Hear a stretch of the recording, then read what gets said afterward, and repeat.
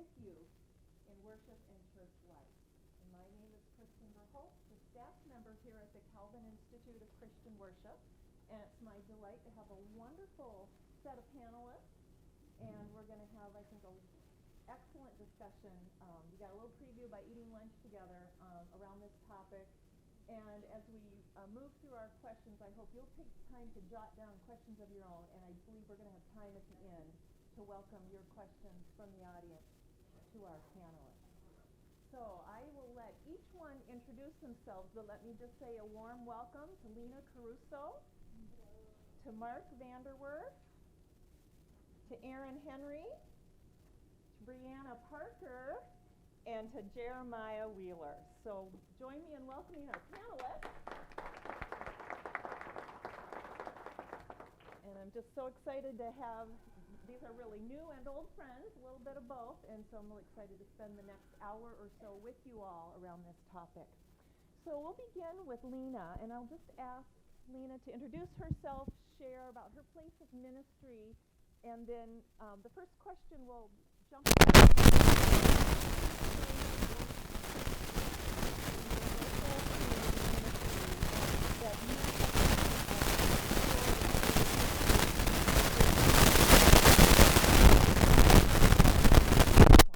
and as we move along, each person's going to introduce themselves and then jump right into that question. Yeah, okay, well, good afternoon. I like when you all participate, right? And it's right after lunch, kind of, sort of. But I'm sure we had an incredible worship experience already coming into this afternoon. But yes, I'm Lena Crouso, and I actually serve as the Vice President for Intercultural Learning and Engagement at Southern Nazarene University. I serve as their first Chief Diversity Officer in the institution for the Church of the Nazarene for Higher Ed as the CDO, Chief Diversity Officer. So I share that not because that's significant as an, oh, look at me, but I think it's significant in the movement of institutions of higher ed, where we are thinking about what it means to be people of reconciliation, what it means to be people of God who care about loving God and loving others as ourselves. And so it's been an incredible journey to be that pioneering position at Southern Nazarene University. And I will say, I hope I'm not the first or last. So, but I'm also an ordained elder in the Church of the Nazarene, and I've served in a pastoral role. And the thing that's been really significant in the work that we've done in Christian higher ed is thinking about our students and how they engage in their own belonging through their understanding of their faith. There's a lot to say about that. I've been in Christian higher ed for about 30 years, and I've seen a lot of things change. But I've also seen a lot of things change in the context of what it means to engage students. A lot of it has also come through my own lived experience of my own faith journey. My journey from Hinduism to Christ has shaped how I see spirituality, how I understand religion, how I understand the experience of what it means to encounter God. And what we're finding as the shift in Christian higher ed has become more and more that we are getting students that are not coming from churched homes. And yet we are still doing our spiritual practices the same way. And we are engaging them in the biblical text as if they are very familiar with it. They don't come with the perspective of, Sunday school or youth group. They come on maybe an athletic scholarship or some other scholarship, and here they are at our university. And so the things that we have done to create belonging, and I say we because it's a communal work, is really thinking about how do we shape not just hospitality, because every single culture of people have hospitality. You can go to any culture of people and they will share how they welcome you. But how do we shape a belonging where we cease to know who the guest and the host is? So those are the kinds of things that we have really put on the forefront of our thoughts when we've been shaping these programs or these practices or these places and spaces. And I'll just add that we also think in terms of safe spaces and brave spaces, because we want both and. So I'm going to leave it there. Thank you. My name is Mark VanderWerf, and again, it's a joy to be able to be here. My context is actually just a few miles down the road from here at a school called Grand Rapids Christian High School. So again, my context is in an academic setting, but secondary education. Grand Rapids Christian High School is a school 9 through 12 where I serve. It's a school of 800 students. Of those 800 students, the churches that are represented among those 800 students are 140 different Christian churches. A third of those, kind of roughly, are in the Reformed family, so Christian Reformed, Reformed Church of America, Presbyterian churches. And then 2/3 of those churches range from non-denominational, Baptist, Pentecostal, Orthodox, Catholic, across the board. And so the students that I work with, I'm a high school chaplain and also a high school Bible and theology teacher.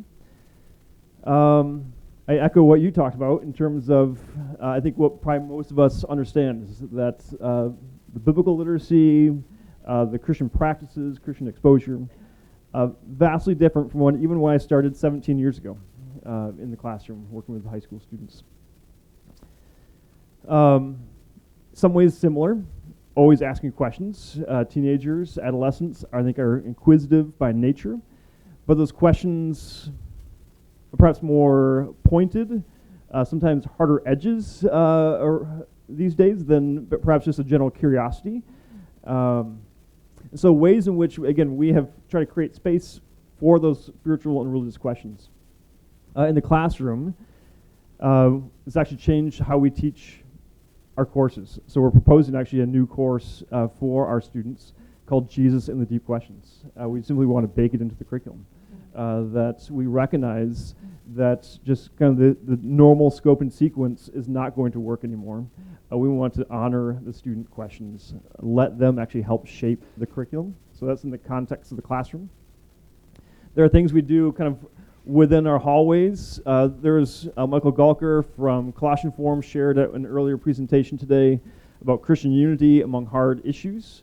So we have run Colossian Forum events in our school, knowing that students are going to be asking hard questions, exploring things, the intersection of faith and politics, science, sexuality.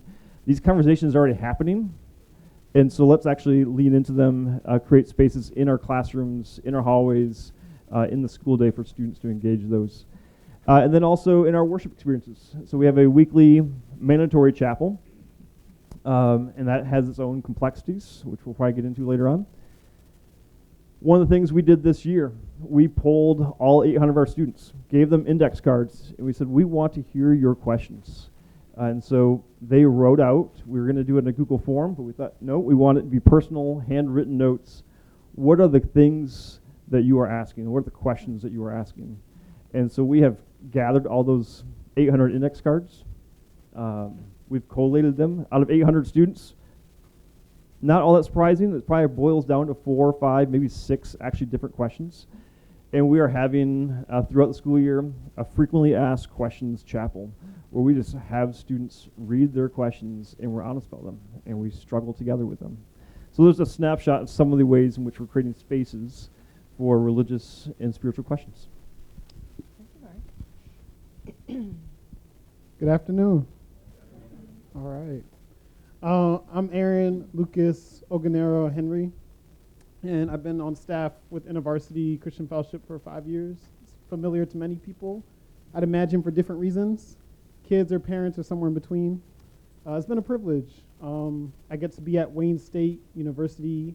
When I'm in Philly, I say it's the Temple of Detroit. If I don't have that as a one-liner, I just explain some facts. It was founded shortly after the Civil War was over.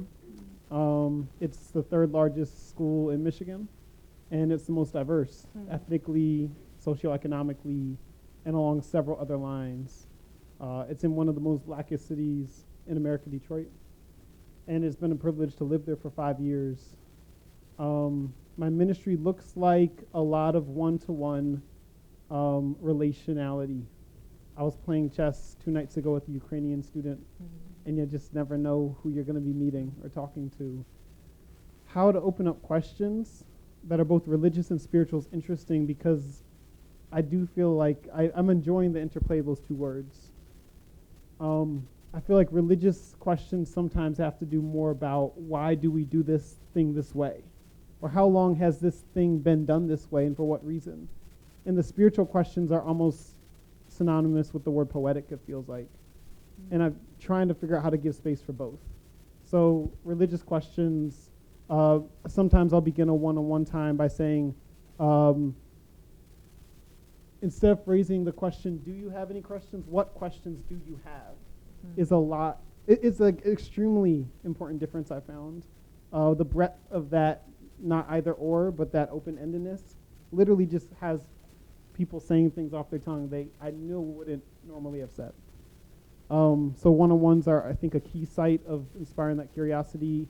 InterVarsity is sort of well known for doing this inductive Bible study method where students can bring forth their own questions.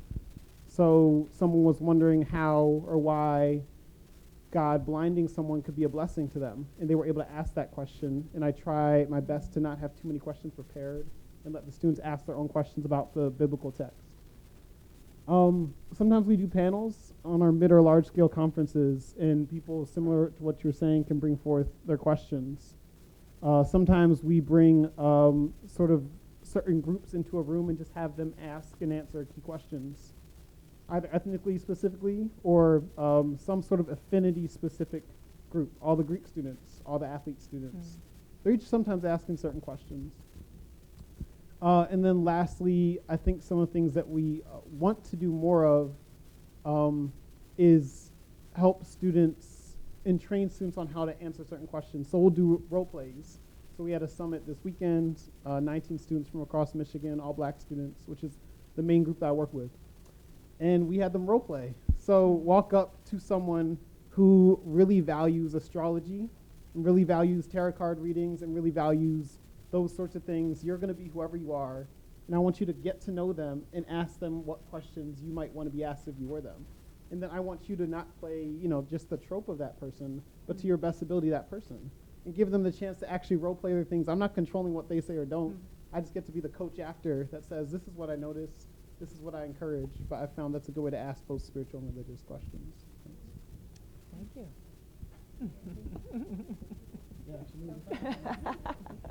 I'm Brianna Parker. I'm the founder and CEO of Black Millennial Cafe. We gather and collect data, and then we disseminate it in a number of ways. We have a subscription training program where you can come monthly, and we look down the road and we look at data so that you don't have to be caught off guard by what you're feeling or trying to sense in the moment, but we tell you what's coming up and what's coming down the pike. And we just have a number of different products so that we can share data in places where it's not normally shared. Some things that we've done with either clients or trying to work with data. One thing we did, I created a young adult Bible study. And when we created the young adult Bible study, we asked different types of questions after the Bible study. So we now encourage clients to ask questions like that, like, how does this offend my humanity? What don't I buy in this story?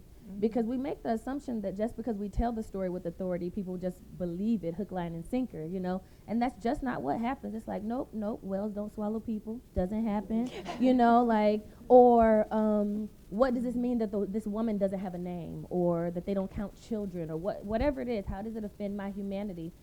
Because we realized when we were doing some of our studies that it's very offensive to feel like you're not included, in major stories, or if you're dealing with whatever your issue is. Sometimes we see things as a blessing, but the person who actually doesn't have sight might not see it that way. And so we try to ask questions that allow us to make them valuable in addition to the Bible. Sometimes the Bible has so much authority. It's like anything you think outside of this doesn't matter. And that's just not how we teach in any other areas of our lives. So how does this make you feel? Are you able to sit with me comfortably after hearing this story? Can I still keep talking, or do we need to take a break and talk you through what you've heard or how it may have offended you? Something else we started doing is nostalgic play. one trend that we see coming down the pike for 2023 is nostalgia. We'll see it. People will do streetwear and 80s themed merch. So if you're thinking about merch for your church, go ahead and head that way. Nobody wants to have the T-shirt that looks like Microsoft Word clip art, you know. So we realize nostalgia is here to go. That's why you see all these, here to stay, like the reboots and different things like that. People are really into nostalgia, and we hear everyone shake their finger and say, oh, these kids just don't do what we used to do. Well, expose them to it and see if they like it. Some things they don't do because you abandoned it. So things like skating, skating took made a real comeback. So we're back to board games, we're back to card games. Our company actually made a card game. We have card games. During the pandemic, our Bible studies would send young people back outside. So instead of being in front of a computer or a laptop, or, we call them screenagers, but if you think about it, before the pandemic, black students in black communities were always on their phone because sometimes that was the way they had to do their homework. This wasn't by choice. This is because they may not have had a computer or may not have had Wi-Fi. And so you intentionally create Bible studies that take them away from the computer for an extended period of time to do something new because it was healthy for them, and it gives them the opportunity to learn and process all over again. One thing we learned is when you go to church, you don't process. You come and we dump into you, and you go out and you believe it. Well, people need to process, and especially this generation, it's really important that they get to process through it and buy into it in ways that other generations may not have needed. And so these things we've found to be important. We also are very intentional about going back to paper and pencil. I know that sounds crazy. Or if we're doing books, we don't, give them a digital copy. We actually do paper books because we learned that young people wanted to read the paper Bible. They actually did not prefer digital experiences when it comes to spiritual things. And so we stopped trying to force them to do something that we heard was good when we could see in the data they actually absolutely did not want it. And so we really try to go with that. Then the last thing is to keep them hopeful. When we did the State of the Black Church study, we learned that Gen Z was the most hopeful generation out of all of them, and boomers were the most disgruntled. And so I should have opened Black Boomer Cafe. But Generation Z, they're hopeful, and we know why. We were hopeful too. We didn't know enough about the world to be disgruntled. We didn't see that kind of disappointment. And so instead of thinking Generation Z is going to be our greatest enemy and such a uphill battle, we take them while they have joy and while they have hope, and we try to journey with them and see what that feels like again, and keep them there. Thank you. Can you say the question one more time? Yeah, so why don't you introduce yourself, share a little bit about where you're doing ministry right now, and then spaces or even practices that help people ask religious, spiritual questions. Yeah. All right, thank you to all the panelists. Good afternoon again to you all. My name is Jeremiah Wheeler, born and raised in Detroit, Michigan. I'm a child of servants, people who are helpers. My mother, she is a forensic interviewer by training. She works with traumatized and abused children, specifically sexually abused children. She's been doing that for my entire life. My father is a freedom fighter to the core. Worked a lot with the NAACP, the National Association for Advancement of Colored People in Detroit. I grew up in that, and so I just put it in context. I'm born and raised in an African-centered and Christ-rooted church called Fellowship Chapel.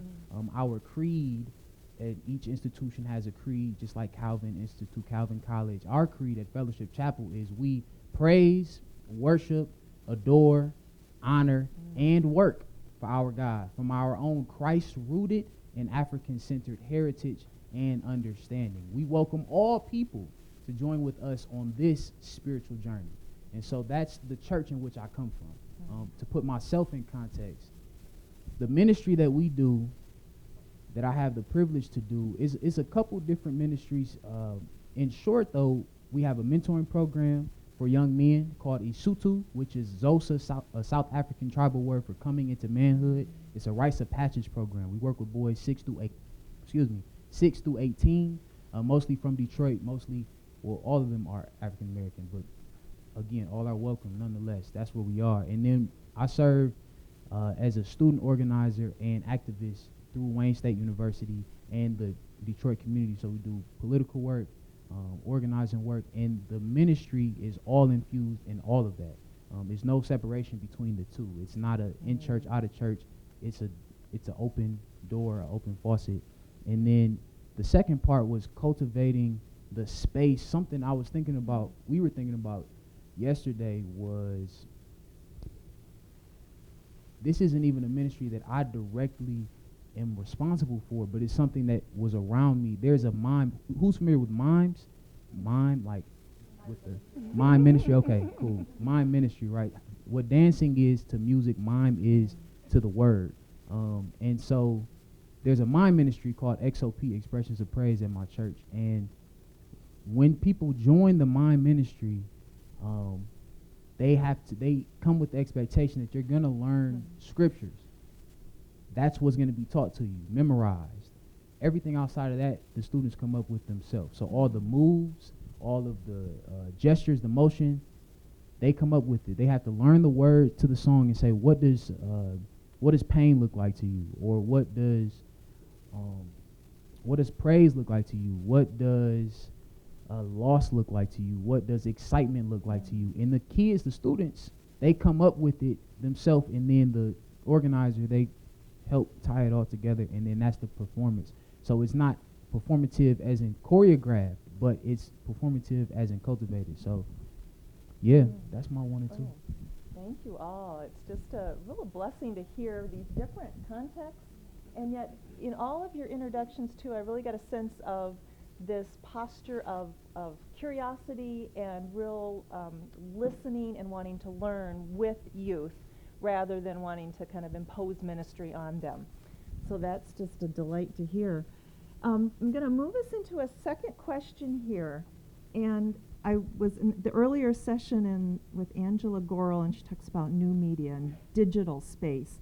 But I do want to press us into what you're hearing, what you're learning with young people you work with about embodied engagement, and then how that is either bringing them into feeling belonging, feeling a part of the church, or maybe there's been some ways and that's not gone so well. So embodied engagement, which isn't to say that these digital spaces that our young people are in aren't significant, important, in that we're putting those down, but do want to lean in on the embodied engagement. So I'm going to open it up to any order here.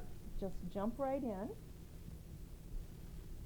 Yeah, I mean, first of all, it's just so delightful, isn't it, to listen to your brothers and sisters together. Like, I'm just so thrilled to be amongst you up here. And certainly I'm thinking about everybody that's sitting here and just the depth and gifts that you all would probably bring as well. But one of the things that we've shifted to is we've really begun to cultivate this understanding of communal, to get them away from looking down. And, I appreciated what you said even about church. You walk in and everything's like One Direction, not the group. Sorry, I don't know. That probably dates me in some way, but I'm actually quite older than that. But this idea that they come in, it's flat space, and it's front facing, and it's passive, and we've pulled them into this idea of what does communal mean, and we really started to embody teaching them about the Eastern context of church. And that has really shifted how our students are engaging in their understanding of what church is, their growth, their development, their discipleship. And so a lot of what we're offering are circular spaces, are affinity groups, if you will, based on their intersections of identity, or the Bible studies that we offer, or the small groups. We're really pulling them into this pull up, look out, pull yourself from looking down, right? And it has made a transformation on our campus. We see more students walking around looking up. It has been a significant shift over the last 2 years. We are amazed ourselves. And one of the things that we've also realized that we have to model the same thing. Faculty and staff have decided, because students are saying, excuse me, Dr. So-and-so, Professor so-and-so, while they're walking across campus furiously to get to class. And so it's this beauty of this communal accountability that is so lovely, that all of a sudden there's no hierarchy, there's no power differential. We're just people together wanting to look up together. And so that has been a significant shift for us, to your point about the digital, right? The other thing that's been really interesting is that we have tried to listen more. Seems so simple. We have tried to listen more, because what we're learning is that so much of looking down isn't really that they're detached. It's a safety mechanism. And we have just decided that they're just that way, right? And by listening to them, we have realized that we have also not given them places and spaces to feel safe. And so having that phone is a quick fix that I don't have to engage because I might be rejected. I can sit in the caf and not have to worry about not having someone to sit with.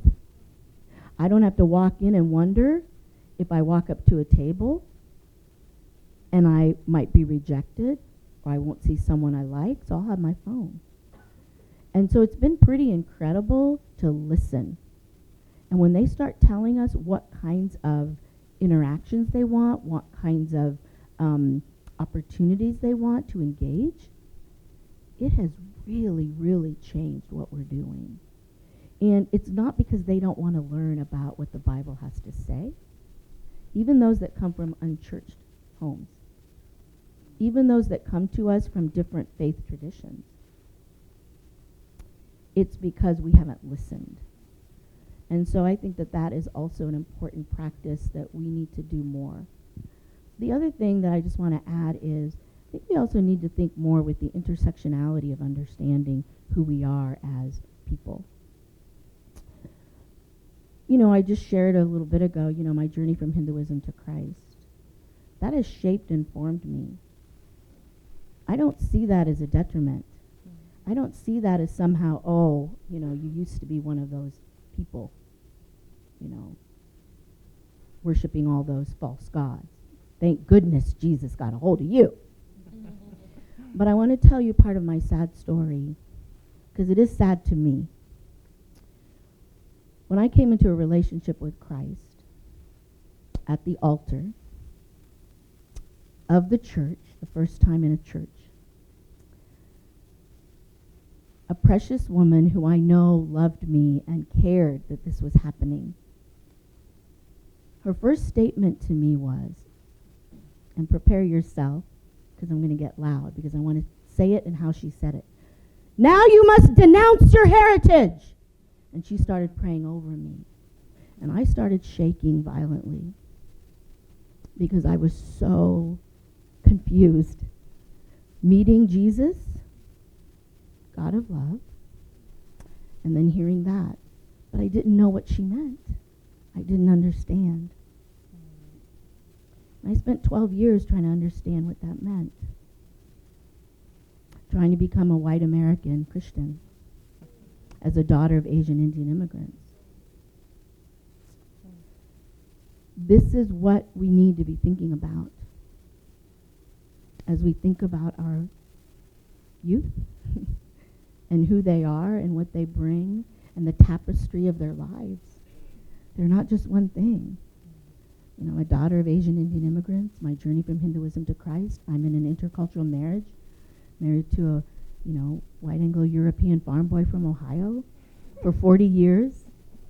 3, you know, beautiful, amazing, multiracial daughters. You know, the stories are important. The largest growing population of demographic identity is the multiracial person. In Oklahoma City, where I live now, the largest demographic group by ethnic identity is the multi-ethnic person. Oklahoma City. Can you believe it?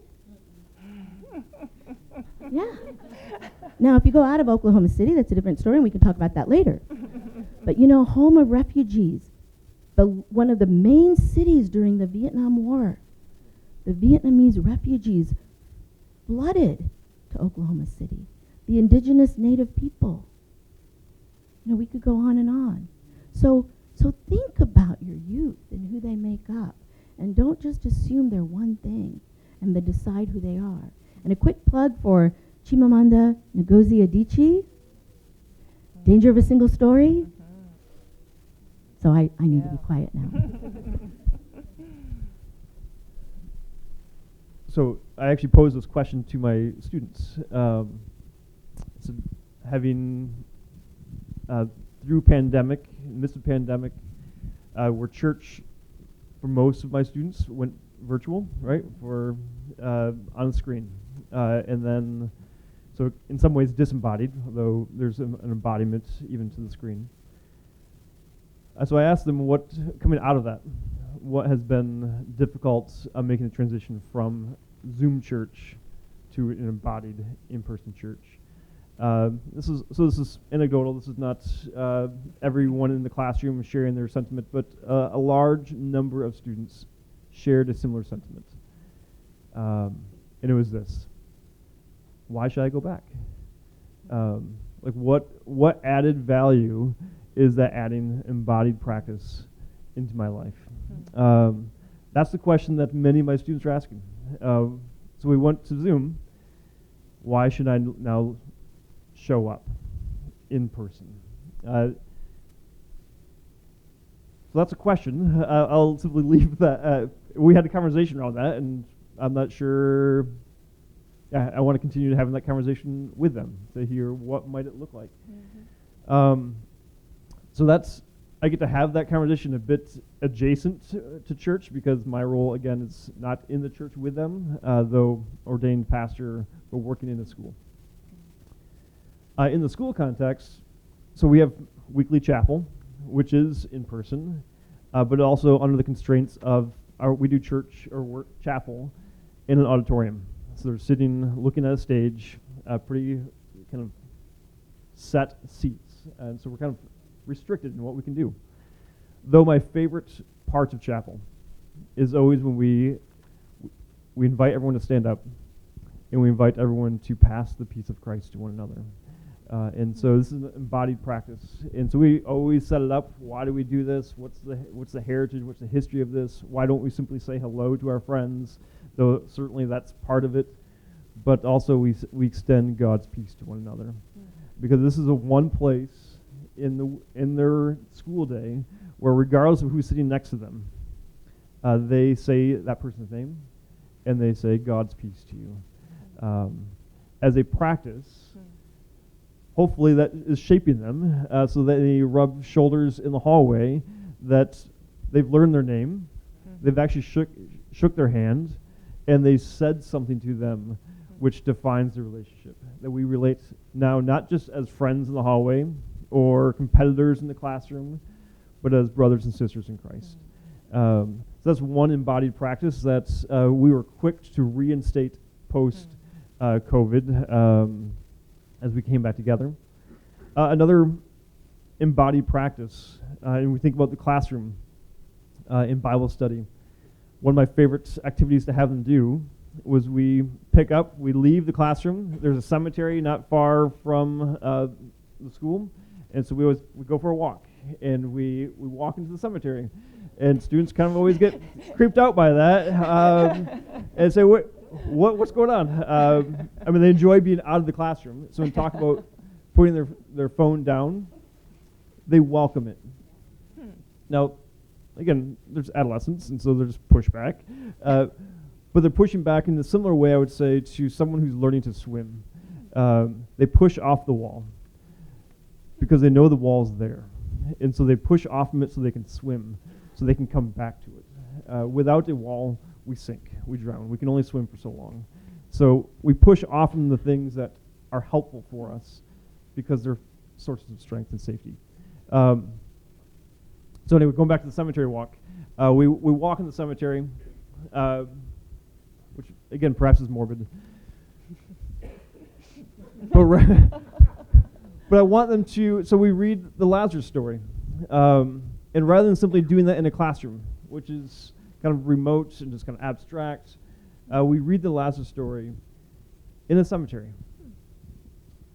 And we talk about the visceral reactions which Jesus has to when a friend dies, of grief, of sorrow, of anger, all of these emotions.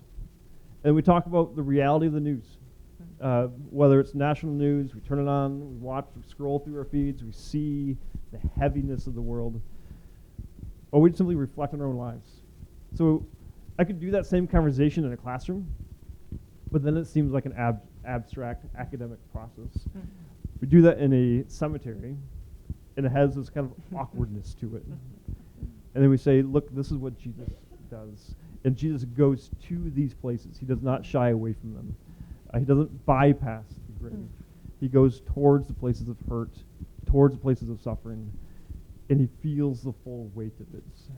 I invite you, and this is the conversation we have with my students, I invite you to go towards the places of suffering, towards the places of hurt. That's where Jesus goes, and he brings resurrection there. So again, that's an example of taking a classroom exercise that could simply just be in a class, but making it embodied. Let's go to the hard places. Can I share one more experience? I stole this idea, so someone, I forget who it was now, called it dislocated exegesis. Exegesis, the study, the interpretation of Scripture. So I've invited students, and this is one of the assignments they do. We talk about biblical interpretation, and then I ask them to go someplace and read Scripture in an odd location. And so go read Jesus' Sermon on the Mount, sitting in the lobby of a bank. How does that change the way you read and engage the text? What different questions do you have as you watch people come in and out of the bank as you read Jesus' Sermon on the Mount? Or go read that at the downtown Rosa Parks Circle down here in Grand Rapids. How does your physical location change the way we read and engage text? That reminds me of like bringing these fish fillets, like frozen fish fillets in my bag, and halfway through studying John 6, I just brought out these rolls and these fish, and we just paused. I just wanted the sudden viscerality of the text to come alive. They didn't expect to all eat this food. Neither did y'all. Barely did I until 30 minutes before Bible study. And then another thing that reminded me of is another scripture reference, Matthew 18, 1-5, how Jesus literally, it's in the scripture himself, how he decided to hermeneut out of the very physicality of his context. So he took a child and placed it among the disciples after their question, who's the greatest? It said, if anyone would be the greatest in the kingdom of heaven. And then he pointed, and 12 old men, or middle-aged men or whatever, looked at this little child. What was it like for them to even see a physical parable before them as they were hearing Jesus' question? So I'm glad you mentioned both of those. The two things I sort of wanted to take note on was one branch is dance and acting, then the other branch is attention. With dance and acting for college students, I think it's just a big deal. I wanted to honor my dad 5 years ago and other, especially black men who poured into me, so I made a music video. Had never done it before, got a team, choreographed it myself, did it, showed it to them. I've sent it to men every Father's Day since. And it turns out that, like people consistently see dance as a helpful way to engage. So we did this dance seminar in 2019 where people could dance to Todd Delaney, the well-known gospel singer. And men and women, like they really flooded the seminary. By the end, there was around 60 people that had come. Seminar. But they came to the seminar for an hour. We somehow got them to learn this simple choreographed dance and then do it a number of times and then to keep dancing after. But to dance, I'm a free worshiper, was really powerful. And to preclude it with what we call imaginative prayer. So close your eyes, imagine being the Israelites, imagine stepping into the cleared bank between both walls of water. Imagine coming to the other side. Imagine oppressive forces in your life. Imagine sins that chase after you. Imagine God flooding water all over them. Do you understand now how you're a free worshiper? Now let's dance about that. It was a project. It was an experiment, but it was really cool. So the same way I had learned dance was good for me, I was able to teach it to others. Acting, I've already mentioned role play, so I won't say too much about that for the sake of time, but I think you get the idea. Sometimes it can be really valuable for people to see something acted out and to encourage them ahead of time. This is not about perfection. It's going to be weird. It's going to be real fun too. And throw some spice on it. Like make it your own. Make it something fun. On the other branch of attention, I guess when I use that word, I mean like the idea of literally paying attention, just pausing. Have you ever stared at someone's face and had them stare at your face for an entire minute, 60 seconds, not said a single word? We're not going to do it here. But we've done that before. I know. But there's something about letting people bring attention to things. And again, I think it's about hermeneuting. When I think about the culture today and how much we have such a high value for words like healing and the inverse, trauma, and your past, isn't the culture giving us a good glimpse of what people are also thinking about and need? And doesn't hermeneuting that culture allow us to bring that healthily into a church context to help them pay attention? So I love what you said, Brianna, about, hey, let's pause. How's your body doing? We can do that. Do you feel disturbed? This might be a good chance to just like spend 30 seconds praying on your own. Do you need a bio break? You might be feeling a little overwhelmed. How's your breath? How's your chest? Are your shoulders tight? Let's do a body check really quick. Things like that help them pay attention. Let's breathe. 4 seconds in, hold, now breathe out. All these things help them pay attention and help me pay attention.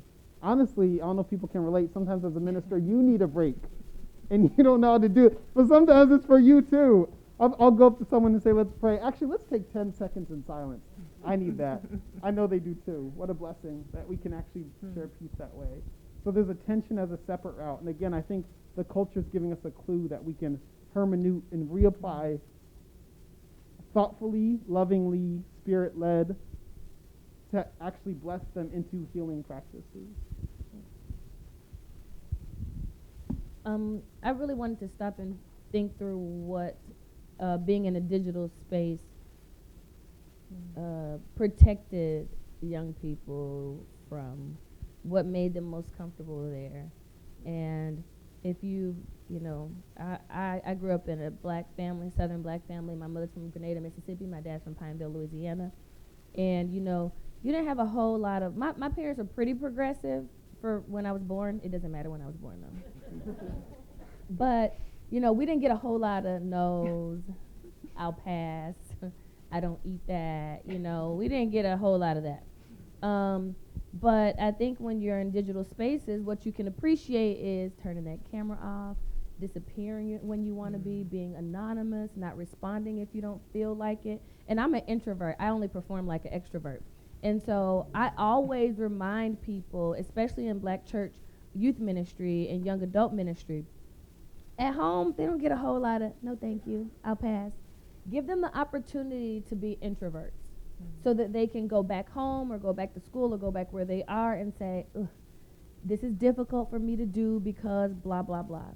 You know, if you wanted me to like stare into somebody's face for 60 seconds, I might try it. But if I'm, you know, like, another thing that Zoom does is I can like roll my eyes and then go ahead and click my camera on, you know, because someone asked me. But at least I get to, like, in my body show that this is not where I want to be right now.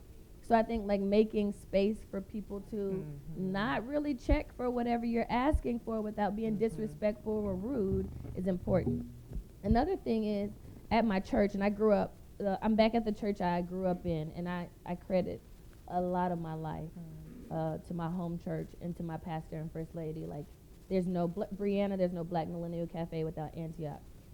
And so to be back there is such a blessing. And so they have their own chapel. Chapel is that way. And then when they come out of chapel, you see your youth pastor's office.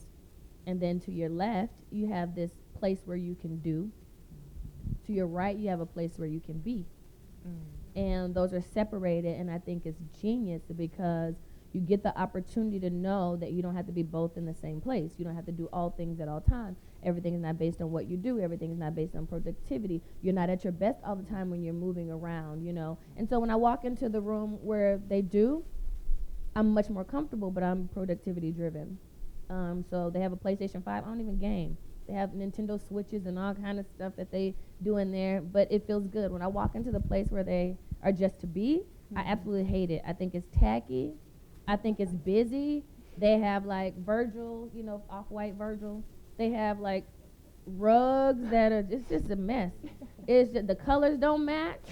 The bean bags don't match, like none of it. And I was just like, oh, so I walked in and I asked the youth pastor, I was like, oh, okay, you know, we're trying to do some renovation projects. Y'all, you want us to fix this up? And she was like, we did. And I was like, yeah, I did. And I was like, you did. And I said, well, what was the budget? Because I'm assuming they had to go to IKEA or something, you know? And so I was like, well, what was the budget? She said, we could dream up whatever we want. I said, this is what you did. She said, yeah. She said, they loved it. And she started telling me, and then they have like a selfie wall, right? And I was just like, this room drives me crazy. And I had to stop and think, this is what I tell all my clients, this is what I always do. When you walk into a space for youth, and you're not a youth, or young adults or children, you should not be most comfortable there.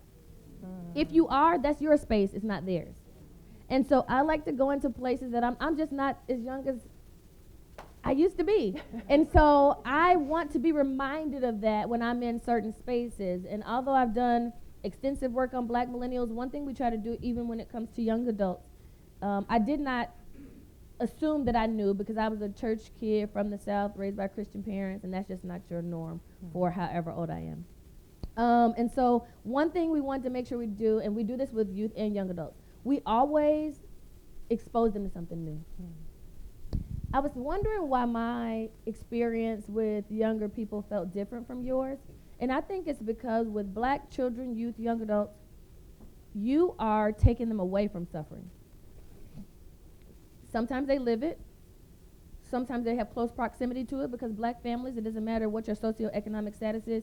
If you have family who, you know, may not be able to live a privileged life, you still go spend time with them. And then you can't turn on the, you know, TV without seeing death and suffering with Black faces. And so we're so close to it. Our ministry is taking them away from. Now, we know we have to give back. We know we have to do outreach, things like that. But we spend our time giving new experiences. Let me show you what relief looks like. Let me show you what it means to be able to find a resting place. Let me show you what self-care is. Let me show you new mental health practices. And it's just so wild, especially because you only get one book on youth ministry. And if they're good people who are white, who are writing the youth curriculum, they're taking you towards suffering. Think about how damaging that would be for Black kids. And so it's always to know your own context, to make sure it's good for them, even if it doesn't feel good for you, and then to just give them a place of relief. So we expose them to new things. If it's young adults, I send them to the hottest restaurants. You know, Ezekiel Elliott got into this fight at this place, and it was like a hot spot. But guess what? I took the singles there Friday night, and he got into a fight on Sunday. So I was like, made. Okay, my street cred went to 1,000. And I realized exposure is a big part of the ministry we do with young people in Black communities. Oh, that's awesome. That's awesome. Yeah, that's awesome from each person. Embodied ministry, two thoughts. One is soul lit, and the other is literally like in the streets. Well, the first one is, first of all, young people have a relationship with God. Church is not the walls, right? Like the relation in the religious and the spiritual, there is no religion without spiritual. Religion is only the vehicle in which to operate and understand our spiritualness and our spiritual self. So the question when people ask, like, where are young people, or do you have a relationship? Do they still love God? Of course they do. Of course they do. You love God, don't you, right? Like, you have a relationship with God. You're a human being. We're spiritual beings having a physical experience, not physical beings having a spiritual experience. So But where do you operate, and where do you practice, and where do you pray, and where do you worship? All of that comes into play. Like for me, it was in the car, right? Like it's in my room. It was on during the pandemic. It was on YouTube. All of those days after days, watching sermons and taking notes and getting preachers from around. That's where the experience came for me, right? So it was not in a church where I had the conversations and I had the still small voice, as Howard Thurman speaks. Like that's where it was, and that's where it likely is for the young people that you all come in contact with. And that's how it is for you. If you have a prayer closet, or you have some ritual that you pray every day in the morning, you wake up early. So keeping that in mind. And then the story Soul Lit is a spoken word ministry that we do at Fellowship Chapel, and it's Soul Lit. Our souls are lit for Jesus. That's what the name of it comes from. And we were doing, it was Youth Month in January, and we were getting them ready for their presentation. And typically the spoken word artists, they stand on the floor, and then there's a platform, not a stage, but a platform in our church. And so kind of like this, but standing in the platform is like right there. And then I was asking them, like, where do y'all want to stand and do this piece? Because it was kind of skit like. One person was rapping to this Hamilton beat, and the other people had like original pieces. And then at first I was about to say like, no, y'all got to stay here on the floor. Like, this is where the poets go. But they were like, well, half of them wanted to be on the platform, and the other half wanted to be on the floor. So I was like, y'all got to pick. But then I was like, wait, check yourself, bro. And this is the key right here. Check the rules that we have. Check the rules that we have, the traditions that we have. I was like, y'all do what you want to do. Half of them stood on the platform, and the other half stood on the floor. And it was good. And it was a good presentation. They were able to minister to people. And so why do we have these rules? They don't always mean what we think they mean. They don't mean anything. Like these rules and walls and barriers that we have, barriers that we put up. That's just one example. What traditions and rules do you have that you stick to? And then you kind of clamp the spirit in those kids. And then lastly, trust them to lead. We just hosted this group called Black Voices. They're from California, a ministry group. Aaron and I, we hosted them at Wayne State University just 2 weeks ago. It's all young adults. They play music, play instruments, they sing. Y'all know what a mosh pit is? I'm saying this group has mosh pits for Christ. Like, that's the type of energy that they're on. No kidding, like no games. Black Voices was lit, and we were able to be a part of that, but it was youth-led. You understand? It was not somebody telling them this is how you do it, same scripture, same Bible, same faith, same gospel, but it was all us. And so allowing them to lead, and it's not even really trusting them, it's you trusting the Holy Spirit to lead them. If you really have this faith, if we really believe, then if we're going to trust God, then we got to trust God. Kristen, I'm just, just overcome by just the beauty of the ways in which we're all sharing. I think it's important too that as we think about these different practices, that we're always thinking about, appropriation. Because you want to be really careful. You just don't take these ideas and say, I'm going to do that. Because it has to sit in the cultural norm of how it should be expressed. These aren't just like take and plant, right? Like plug and chug. I mean, even what you were sharing about, the contrast. I was even thinking about when you were talking about, looking at people. I mean, I'm just going to share this story about at a university, we were going to do this washing of the feet. We had a large population of international students. We had some students who said that is going to be the most disrespectful thing I can do to the elders. And we missed it.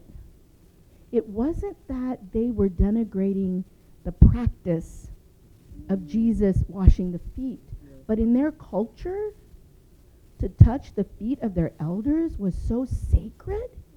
And we were saying, wash your faculty's feet. It was like, wow. And so, people came to me and said, like, but can we tell them they don't need to do it? I said, yeah. Because there's other ways they can show washing of the feet. And we all humbly learned something, right? I think that those rules that you talked about, like, we have to be so careful how we impose, this is how it has to be done. And think about the way that Jesus moved into human condition and gave freedom and permission to be, and then compelled them into the love of God, the love of freedom. And I just think it's really important that we think about that when we're thinking about all these different opportunities to practice and to embody and to implement, if you will. We can't just plug and chug them, right? Or whatever term I'm looking for. Plug and play? I don't know. I'm just making. And that kind of tells you that, I never really understood colloquiums because I always throw the baby out with the bathwater. So, yeah, because, find, participate with those that are missing. Who is excluded? Who is not being included? Who should be thinking about this activity or this embodiment, and just don't take it upon yourself because it seems so transformative. So I'm going to go do that too. I just think that we have to have a fidelity to what we're hearing today too, because then it will just, it might not go the way that you would hope. Anyway. Yeah.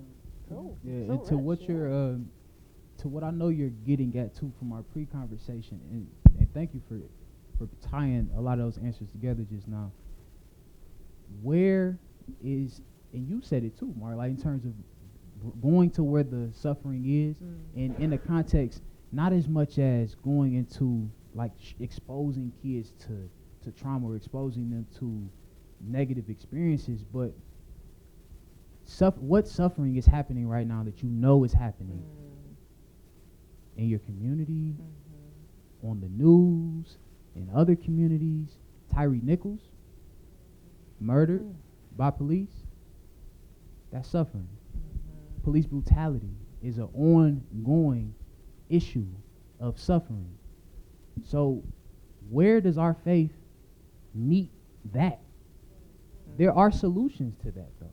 I mean, it's not just something we just pray for and have to grieve for. Earlier in the workshop with Dr. Donjuma Gibson, and there was 3 other panelists. Forgive me, I just know him the best, so I remember his name. But they were talking about lament, which is a part of church. I wouldn't say pedagogy, but it's a part of what many of us are raised in church, knowing lament. You're supposed to lament. It's a part of our humanity. It keeps us human. So lamenting is a form of grief, right? It's grief work. You do this work to grieve, but it's work that you do. There are things that you actually do to grieve. They said that an organization that came out of grief work was this organization called MAD, Mothers Against Drunk Driving. They were grieving from their kids getting killed, and they created an organization which now fights against an issue. Lamenting. It's the grief work where it's like when you repent, you turn from your ways, and then you do something different. So if we have these issues of police brutality, for example, what does the church say about these things? What do you do? What do we do about these things? There are things that can be done. In Acts 3 and 6, it was 2 of the disciples. They were walking past this gate called Beautiful outside of the temple. Many of you may be familiar. It was this man outside. He was sitting there on his mat. He had been out there. He said, alms, alms. Can anybody give me alms, which is like money or some charity? Can you give me something? Alms. You've seen people like that. They're asking. And most people just walk past them like, man, I don't even want to look at them. But then Peter and John, I think it was Peter and John, but I know Peter spoke and said, look at us.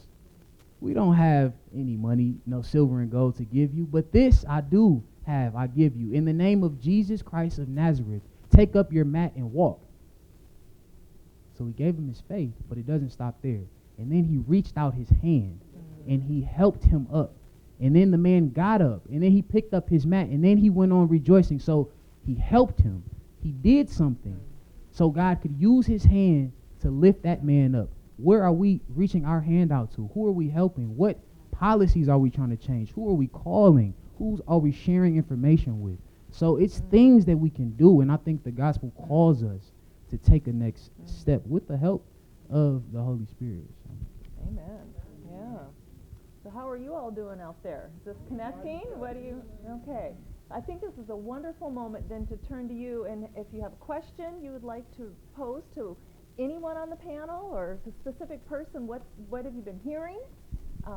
Let's raise it now. Will's going to help with the mic. If you could, maybe he'll kind of just sort of stand in the middle and raise your hand and find you there. But what would you like to follow up on? What did you hear? What's resonating in your soul with your community there in the back? And if you're willing to stand and use the mic so we can all hear the question. I enjoyed what all you all had to say. Something I have been challenged with back at my home church is a huge generation gap between the elders or the adults of the church and what is now like their grandchildren that are coming as being the youth in the church. What are some suggestions you have for continuing to help that newer generation, Gen Z, to feel included and to take ownership of their participation in worship? And what can that older generation do to kind of to bridge that gap? I wrote about something after my first round of research called voice and value. You know, usually in churches, everybody gets to be at the table, but we know some don't have any voice, and if they have a voice, it's like, look, see, we let them hear, but they don't have value. I encourage making sure everyone at the table has voice and value, and not assigning responsibilities. Like, you're here because we don't understand tech, you know, and you're here because, like, you know, to allow people to come. It's something we called in our company a gifts inventory, and not your regular spiritual gift, but what do you want to give here? What do you want to bring to this table? What do you want to share with us, instead of me telling you what that is? And then when you're in intergenerational groups, not making the assumption that one person is there to give and the other person is there to receive, but recognizing, you know, it goes both ways. And sometimes you can build that by creating surrogates in the congregation, especially if you have younger people who are like come to your church because they're in college or something like that. They're what we call transplants. Sometimes people are looking for grandparents. Sometimes grandparents are looking for grandchildren. And if they don't have them there organically, sometimes having those surrogate relationships help to build those bridges. Thank you.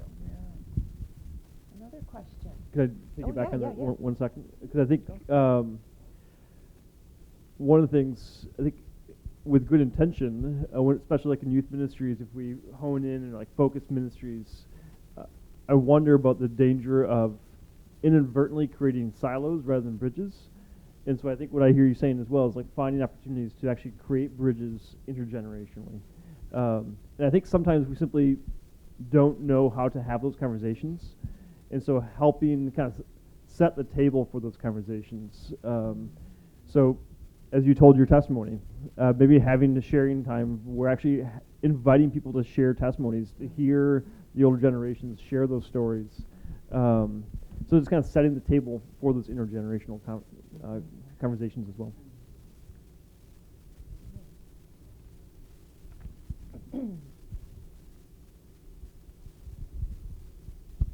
Thank you all for your time today. You all are gifted and dynamic leaders, and I know there's a lot of people here in this room that are the same. One of the challenges that I would like to hear you all address, how you're addressing it, is how do you mentor leaders to do the kind of work that you're doing, maybe not in the capacity that you're doing, but how are you training up leaders that can then lead these youth? And maybe speak to that. I do a horrible job. I don't do it. You know, my company just turned 5, and I've had a number of people, you know, who have but think about having a toddler, a 5-year-old, you know. So I've had a number of people who ask, and I say no every single time. And I don't think it's good, right? I don't think it makes sense. But it's just where I am and the time I've dedicated to taking to make sure, you know, other people get to learn it. And I just haven't. So it's bad. Don't be like me. I think I can relate on the one hand. On the other, I think one thing I found is I'm recognizing who's throwing a cloak on me. You know what I'm saying? Like, who, like Elijah, was just like, boom. I didn't ask for it, and it just started happening. I learned how they were mentoring me through the specific things they did. One of my mentors would always teach for like 15 minutes about really simple stuff, like why greet an elder when they come into a room. Or why ask God specifically for your exact needs when you pray? A 20-minute teaching. You just start going on, and I'm just like, I know that. But as I'm listening, he's chiseling at what I think I know. And so now, sometimes I do that with students. Things I think they actually do know, I still teach on it. And I recognize the reason why is there's some things I may not know. So anyways, going back, I think it starts with us recognizing what cloaks were thrown on you. What spiritual portion was doubled in your life through someone pouring into you. What did you learn from that, and how can you give that to others? And more practically, even just a shout out to Jeremiah right here, I recognized when I met him on campus 3 years ago, he was already a leader. So I plugged him into an event that my sister doing campus ministry was doing called Ignite Your Leadership, a final training session. I was like, he doesn't need the same training, an apprenticeship cohort that I give a student I just met. He's already got it. He needs the next level. So I suggested, he was like, yeah, and he loved it. It was like we get to pray for one another, call out each other's spiritual gifts. So it's sort of meeting people where they're at. And then I guess a few nuts and bolts things that have helped me when I think about leadership development, and I'm learning constantly, is like when I'm getting to know someone and they say they're afraid of a certain role or a certain thing, I don't need to address that fear right away. I just let it sit and move on. I attack it in my brain, but I don't have to go into that deep, oh, you're afraid of being a leader. Why? Did something happen when you were 10, 11 maybe? Well, yeah, something probably did. Or, oh man, they're dealing with a sin issue. Oh, sin issue. What is it? I mean, do you want to share more? You don't have to. Like, sometimes I just let them say it, and I just tack it in my brain. And I look for the deeper attitudes or motivations or fears. The deep stuff, that's what I'm trying to get to, not just the behaviors. It doesn't always work out well. Sometimes I'm released. But hopefully in the long run it helps. Yeah, that's all really good. I think that it would be good if we also validate the model of Jesus, like look for the invisible. I think sometimes we look for the leadership, the leaderful people who show, oh, they've got it. But I think there are more great potential leaders just sitting, waiting to be tapped. So I would say tap. Well, first I would say observe, watch, tap, vet, apprentice, and walk with them, and let them walk with you. I think we underestimate that model. Yeah, that's good. Yeah. That's good. Let them walk with you for sure. Yeah. Let them walk with you. People don't know what they don't know about themselves. I didn't know what I didn't know about myself. I was 15 when I got tapped the first. Well, I was 12 when I got tapped the first time, but I was 15 when it was like, come here. You know what I'm saying? And it was like, you're going to do this. I got asked to be a worship leader in my church, and it was like, oh man, now nobody told me you had to have a real relationship with God, but I was like, I don't want to be fake, so let me go and figure this whatever this thing is, this faith that we have. So again, I would say like trust people. Whoever asked, the brother in the back asked the question about leadership, like trust them that they're gonna grow in whatever you give them. They're gonna grow in it. Like, you got to give it to them, though. Give it to them. I just want to testify. Yeah. Go ahead. Yeah, no. We're in it. So give it to them. Something specific, too, is you can give them small things. You can give them big things. What are their gifts? Where are, like you said, watching them. Are they a quiet person? Are they an outspoken person? Are they an organizer, administrative person? Like, those are some very specific things. Bring them to the stuff that you do. Invite them to come and watch. Document your story and retell your story. Document your own story and then retell it to them. They might not like your story, but your story is what they're going to lean back on when they come against an issue, and it's time for them to do something of their own. And to the elder question too, you probably, your sphere of influence, whatever your sphere of influence is, you have some kids and some grandkids in your life. Don't worry about you can go and get those other kids, but there's somebody close to you. Work with them first. Like, that's your strength. And then from there, and then give them the space to do what it is that God empowered them to do. And just, again, let God be God, and God will what does it say? Somebody waters, the other one pours, and God will give the increase. So yeah. I mean, that's. I just have to say that. How does someone get the story of a shy, backwards, little Indian girl to be this person who is used by God? Somebody saw me. Somebody saw me. Because I would not have chosen this path. I did not have aspirations. I did not have my goals laid out. And by the way, that breaks a stereotype of the Asian Indian identity, right? So, see them.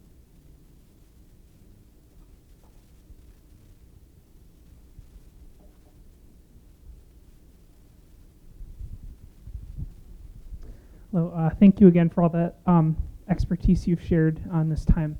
I'm thinking a lot now about embodied activities with my kids, and I lead a youth group of 5th and 6th graders, so kind of younger end. The idea of including more embodiment for kids that have a lot of energy sounds great. And I also know that there are a lot of kids in my group who are quieter and really like more contemplative, heady kind of practices. And I don't want to exclude either group. So I was wondering if you could just speak a little bit about what it looks like to keep those things in balance. Thank you.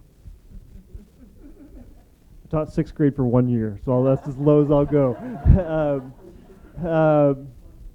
I think, I mean, it's been mentioned already. Aaron, you talked about this. I would say let's not dismiss the quietness as an embodied action. To still one's heart, pay attention to one's breathing, to give space for that is very much an embodied practice. And again, has deep roots in the Christian faith, and there's a sensitivity to that culturally right now. You just search for mindfulness, and it's all over the place. People are longing for this. So I think just simply give space to that. I think coloring pages work magic. That's how we actually, as a family, navigated COVID church.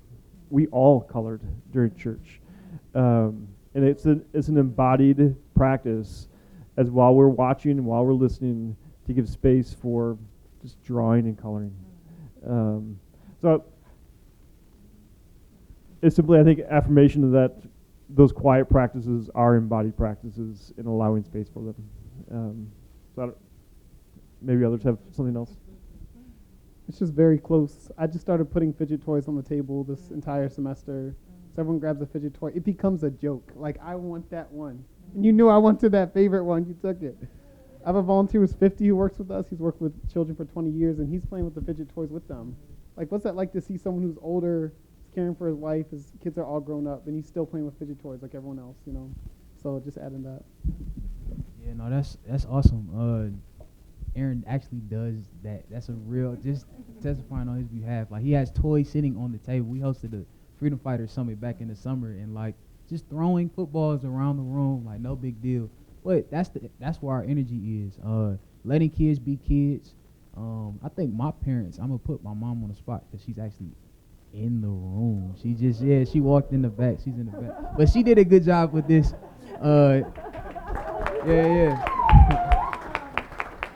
She was doing some of her training I mentioned earlier in Grand Rapids, but she did a good job of that with me, just letting me be me, like allowing me to be me. And we do it with our boys in the Sutu Zosa for coming into manhood rites of passage program with 6 to 9-year-old boys, and we got like 2 hours with them. It's tough to get them to sit down and do anything specific, so we don't get them to do anything specific. We give them a very general, whatever we give them. We started off how we want to start the session. We say our creed, and then if they need to run around, like that's what they're gonna run around. We can't control it. It's a lot that we can learn from that too. Just one more thought that occurred to me as I'm listening to these responses. They're so good. I taught middle school for a number of years, and I think that we've missed this too in the church, that like, church doesn't have to be school, right? And so, like, that should be one of the most free places, that this is where I can live liberated. Because school's already going to box me in. And with the movement of all the mental health needs and stressors and all the things, even post-COVID, wow, like, what a place to liberate the child. That, I so appreciate your question and your care. That is one place where our children should be as free as they can be. So that's awesome. Friends, this has been a rich and hopeful conversation. So please join me in thanking our panelists.